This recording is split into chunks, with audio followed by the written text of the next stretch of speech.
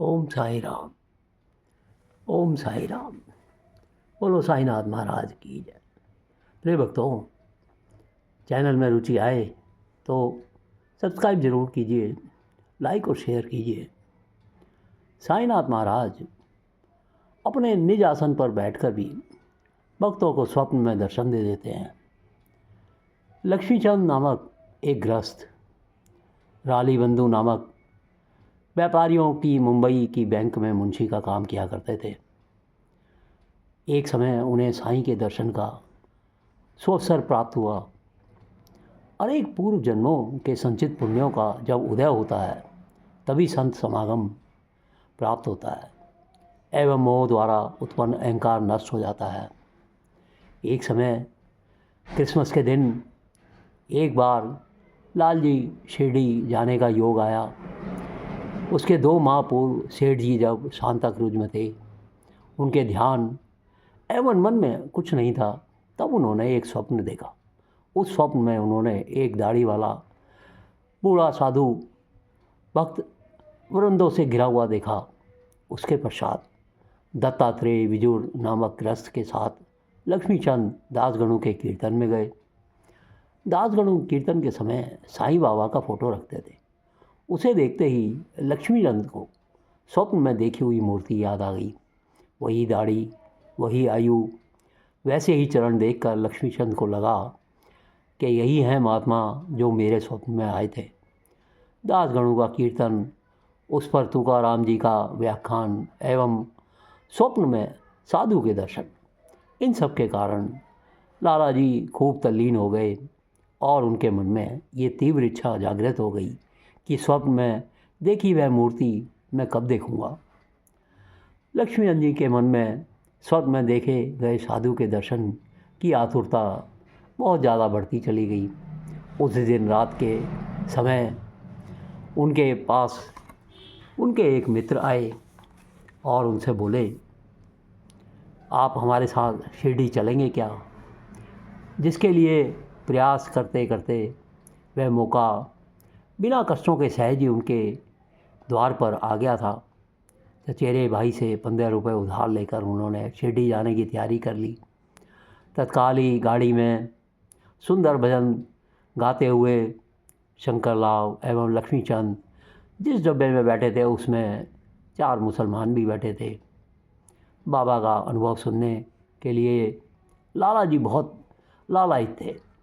लक्ष्मीचंद ने बाबा के विषय में पूछा तो वे बोले, साईं बाबा एक महान संत औलिया महंत हैं। वे काफ़ी वर्षों से शिरडी में रह रहे हैं। इसके पश्चात शंकर राव एवं लाला कोपरगांव स्टेशन पहुँचे। लाला जी ने ये सुना था कि बाबा को कोपरगांव के अमरूद बहुत पसंद हैं, इसलिए उन्होंने निश्चित किया कि वे बाबा को अर्पित करने के लिए अमरूद खरीदेंगे। तांगा गोदावरी के पार पहुंचा ही था, इतने में एक वृद्धा स्त्री सिर पर टोकरी लिए हुए टांगे के पीछे दौड़ती हुई आई। उन्होंने गाड़ी रुकवाई एवं वृद्धा की टोकरी में देखा और बड़ा महान आश्चर्य हुआ। उस वृद्धा की टोकरी में अमरूद थे। लक्ष्मीचंद ने अमरूद छांट लिए। उसके बाद वह वृद्धा बोली, ये बचे हुए अमरूद भी आप ले जाओ और मेरी ओर से बाबा को भेंट स्वरूप दे देना। शिरडी आने के बाद पूजा सामग्री लेकर दोनों भाई दर्शन के लिए द्वारकामाई गए। इच्छित मूर्ति के दर्शन होते ही लक्ष्मीचंद ध्यानमग्न हो उठे। भूख प्यास सब भूल गए। आरती एवं मानस प्रदक्षिणा पूरी होते ही साईं के चरणों में उनका आशीर्वाद लेने के लिए बैठ गए। तब बाबा ने लक्ष्मीचंद से कहा, तुम रास्ते में भजन करते हो और दूसरे लोगों से पूछते हो, दूसरों से क्यों पूछते हो? सब कुछ अपनी आंखों से यहाँ पर आके तुम्हें देखना चाहिए।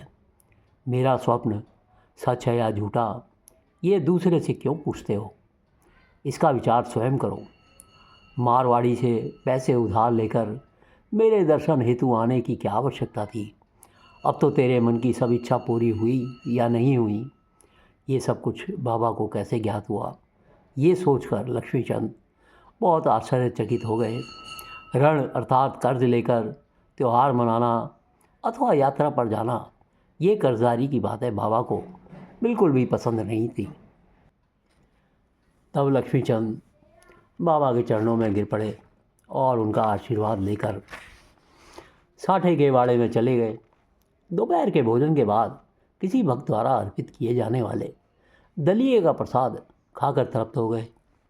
दूसरे दिन भी उन्हें दलिये की याद आई, परंतु दलिया क्या नियमित रूप से प्राप्त होता है। उसके बाद तीसरे दिन जोग मस्जिद में गए। आरती के पहले आज क्या नैवेद्य लाना चाहिए, उसके ऐसा पूछते ही बाबा बोले, पहले थाली भरकर दलिया ले आओ, बाद में पूजा एवं आरती करना। पूजा सामग्री वहीं रखकर जोग वापस चले गए एवं सभी को मिले इतना दलिया अपने साथ ले आए। आरती पूर्ण होते ही भोजन के पश्चात लक्ष्मीचंद को दलिया मिल गया। लक्ष्मीचंद के मन में जो इच्छा थी बाबा ने उसे पूर्ण कर दी।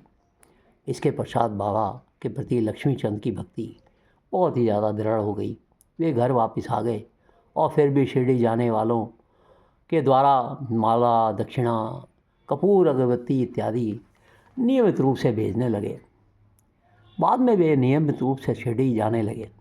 एक बार रात में लक्ष्मीचंद चावड़ी का उत्सव देखने गए, तब बाबा को खांसी आ गई तो लक्ष्मीचंद परेशान हो गए। लक्ष्मीचंद मन ही मन सोच रहे थे, बाबा को खांसी क्यों आई है, लगता है उन्हें लोगों की नज़र लग गई है।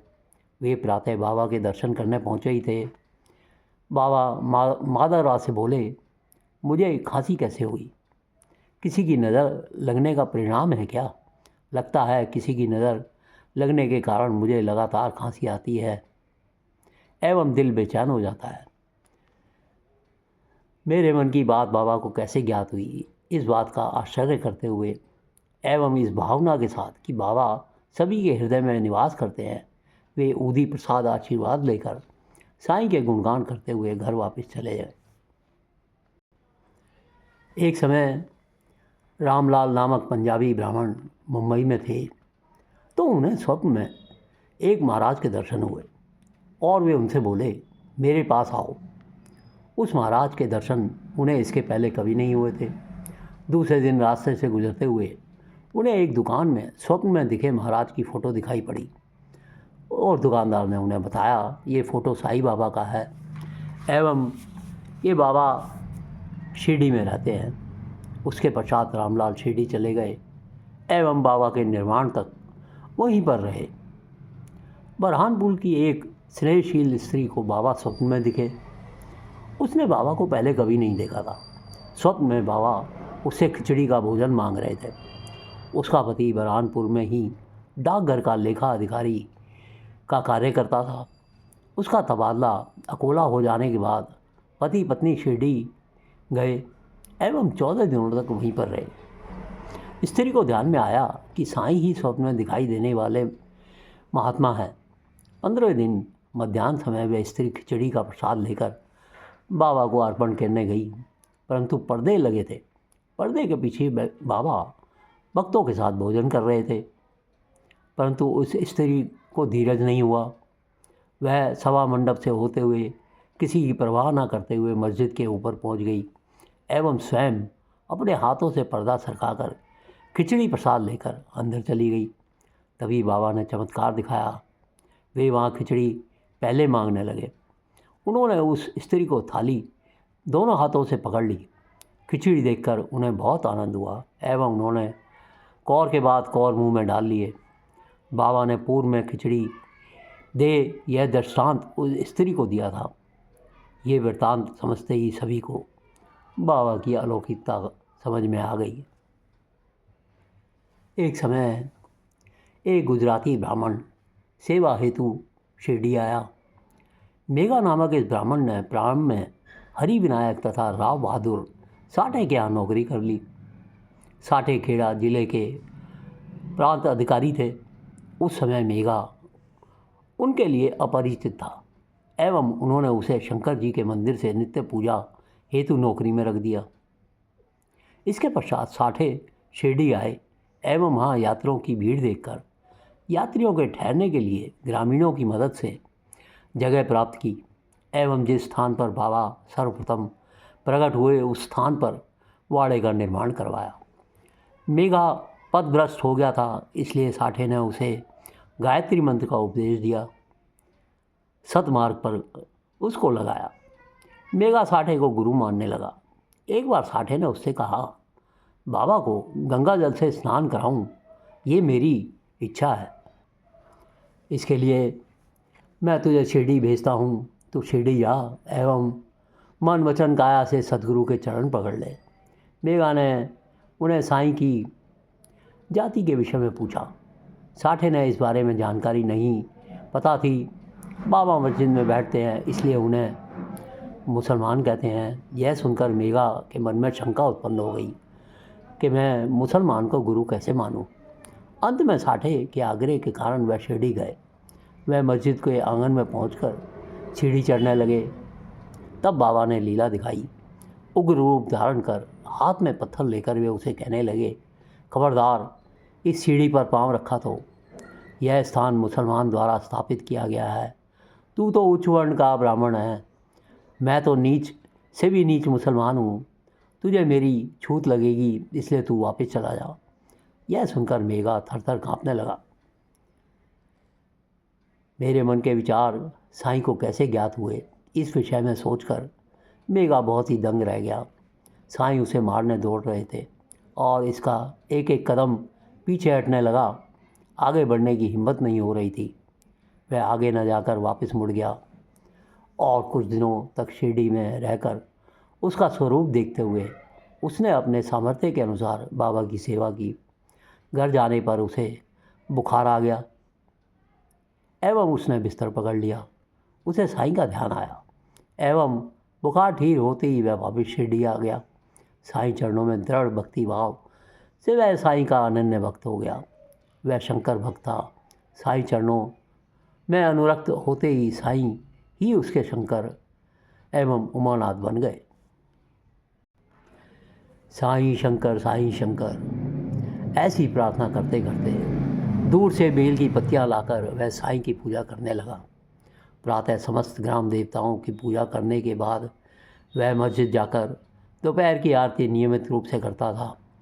हमेशा की तरह एक दिन मेघा ने ग्राम देवताओं की पूजा की, परंतु सारे प्रयत्नों के बाद भी उसे खंडोबा की पूजा छूट गई और वह वहाँ नहीं जा पाया। खंडोबा के मंदिर के द्वार नहीं खुले थे, इसलिए वे बिना पूजा किए ही आरती लेकर मस्जिद चले गए। तब बाबा ने उससे कहा, आज तूने पूजा खंडित कर दी है। बाकी सारे देवताओं की पूजा तो तूने कर ली है, लेकिन खंडोबा मंदिर तू नहीं गया है। तू यहीं से अभी चला जा और खंडोबा जी के मंदिर में पूजा करके आ। और खंडोबा के द्वार अब खुल गए हैं। बाबा के कहे अनुसार मेघा वापस चला गया। खंडोबा के मंदिर के द्वार खुले हुए मिले। उसने खंडोबा की पूजा करी। उसके मन की चिंता भी दूर हो गई। इसके पश्चात मेघा ने गंध पुष्प आदि 8 उपचारों से बाबा की पूजा एवं हार पहनाकर यथाशक्ति दक्षिणा अर्पण की। नाना साहब चंदोरकर द्वारा अर्पण की हुई बाबा की एक बड़ी तस्वीर वाड़े में थी। मेघा उस तस्वीर की पूजा किया करता था। मस्जिद में प्रत्यक्ष मूर्ति थी एवं बाड़े में रखी हुई तस्वीर की एक प्रतिकृति चावड़ी में थी। दोनों स्थानों में रात दिन पूजा एवं आरती होती रहती थी। इस तरह 12 माह की सेवा के बाद एक भोर के समय मेघा को बाबा ने स्वप्न में दर्शन दिए। मेघा बिस्तर पर था। उसकी आंखें नींद से बंद थी, फिर भी मन पूर्णतः जागृत था। उसने उस समय बाबा की स्पष्ट आकृति देखी। बाबा ने उसके बिछोने पर अक्षत डाले एवं उससे कहा, मेघा त्रिशूल निकाल रे। यह कहकर बाबा लुप्त हो गए। जागने के बाद मेघा को अपने बिस्तर पर चावल दिखाई दिए। उसके पश्चात वह मस्जिद जाकर उसने बाबा को सारा वृत्तांत सुनाया। तब बाबा ने उससे कहा, अरे वो दृष्टांत नहीं था, मैं प्रत्यक्ष रूप से आया था। मेरी आवाज़ नहीं सुनी क्या? उसमें से एक शब्द भी झूठा नहीं है। मेघा ने कहा, मुझे लगा आपने मुझे जगाया है। परंतु एक भी दरवाज़ा खुला नहीं था, इसलिए मैंने इसे दृष्टांत समझा। इस पर बाबा बोले, अरे मुझे प्रवेश करने के लिए दरवाजे की कोई आवश्यकता नहीं होती है। न मेरा आकार है न विस्तार, मैं सर्वत्र निरंतर रहता हूँ। मेघा ने बाद में वाड़े के चित्र के पास रंग से त्रिशूल की आकृति बना दी। इसके पश्चात पूजा से एक रामदास आया। उसने बाबा को एक शिवलिंग अर्पण किया। इतने में मेघा वहाँ पे आ गया। वह शिवलिंग उसे दे दिया एवं कहा, यह ले तेरा शंकर भगवान। काका साहब को वहाँ शिवलिंग स्नान के बाद मन की आंखों से दिखाई दिया था। प्रत्यक्ष रूप से उसे देखकर वे चकित रह गए। प्रिय भक्तों, साईनाथ महाराज कहते हैं, जो मेरा नाम प्रेम से लेगा उसकी इच्छाएं मैं पूर्ण अवश्य ही करूँगा एवं उसकी भक्ति बढ़ाऊँगा। जो मेरा चरित्र एवं महिमा का प्रेम पूर्वक गायन करेगा उसके आगे पीछे चारों ओर मैं खड़ा रहूँगा। जो भक्त प्राणों सहित मुझ में रम जाते हैं उन्हें इस कथा का आनंद मिलेगा। यदि कोई मेरा कीर्तन करता है तो मैं उसे संपूर्ण आनंद एवं सदा सुख समाधान देता हूँ, और ये मेरे वचन बिल्कुल सत्य हैं। प्रिय भक्तों, बाबा ने फिर कहा, मैं चारों ओर से भरा हुआ हूँ। जो जो नाम रूप एवं आकार या चराचर सृष्टि है, वहाँ वहाँ मैं 8 प्रकार की प्रकृति से भरा हुआ हूँ। ये चमत्कारिक कृति मेरी ही है, ये मेरा ही रूप दर्शाती है। उसका उद्देश्य भी एक मैं ही हूँ। मन बुद्धि वगैरह इंद्रियों के साथ मैं स्थूल विराट नहीं, उसी तरह मैं सूक्ष्म हिरण्य गर्भ भी नहीं, मैं ही अनादि प्राचीन साक्ष्य हूँ। इस प्रकार गुण एवं इंद्रियों से परे विषयों में मेरी आसक्ति नहीं है। प्रिय भक्तों, बाबा इतने दयालु हैं और इतने कृपालु हैं कि जो भी उनकी ओर एक कदम बढ़ाता है तो बाबा उसकी ओर 10 कदम बढ़ाते हैं। उनका नित्य प्रति हर पल स्मरण करते रहें, और चैनल में रुचि आए तो सब्सक्राइब ज़रूर कीजिए। हम इसी प्रकार बाबा के पावन उपदेश, उनकी लीलाओं का सारांश में वर्णन करते रहेंगे। जय साईं राम, जय साईं राम।